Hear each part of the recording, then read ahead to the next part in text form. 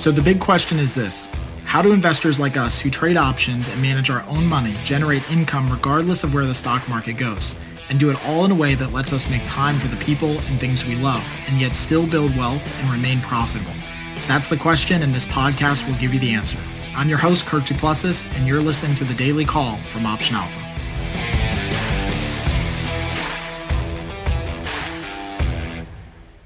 Hey everyone, Kirk here again, and welcome back to The Daily Call. Today, I want to answer a question that somebody submitted, which was, are index options more profitable or are stock options more profitable? The simple answer to this is neither are more profitable than the other. So there's no definable difference between trading index options and trading stock options. One in and of itself, so just using an underlying product, is not more profitable than the other. It always comes down to strategy and the way that you either buy or sell options and the way you manage your portfolio. So I think the only real big difference between these two is that index options just carry a lot more value and weight, meaning you should trade them more with higher denomination accounts, so larger accounts. Find that it's easy to start trading index options because they have a higher contract value. You don't have to sell as many contracts or buy as many contracts, as opposed to regular traditional stock options on a stock or ETF, which might have a lower denominational value, and you might have to buy, say, 5 or 6 for every one index option that you buy. So I think that's the real difference, just from a scalability or leverage point.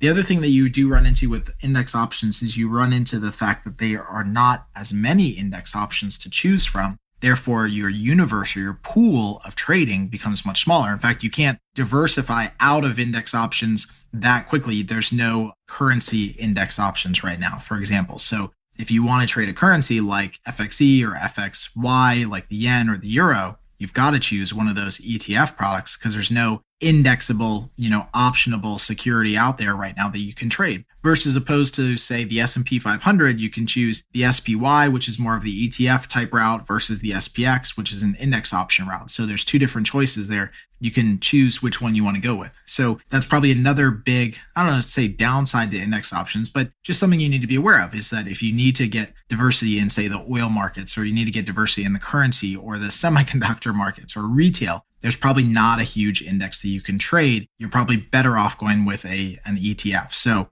I've often said when I coach clients who've got larger accounts that it becomes more and more difficult actually as your account balance grows to still have the capacity to get all of your trades in, because as you start trading significantly higher, capital sizes, you have to allocate those, and it becomes more tough because if you have an ETF that's a low value ETF, you might have to place, 20 contracts at a time or 30 contracts at a time. It's not as efficient as being able to place just 2 or 3 index options, right? So there is that scalability, that leverage side of index options, which again, doesn't make it more or less profitable, just something to be aware of. So hopefully this helps out. As always, if you guys have any questions or comments, let me know. And until next time, happy trading. Thanks for joining us on The Daily Call. Be sure to subscribe right now for more daily options trading ideas, strategies, and tactics to help you learn how to place smarter, more profitable trades. And if you like what we're doing, don't forget to give us a rating and a review so we can continue to bring you the best daily content possible.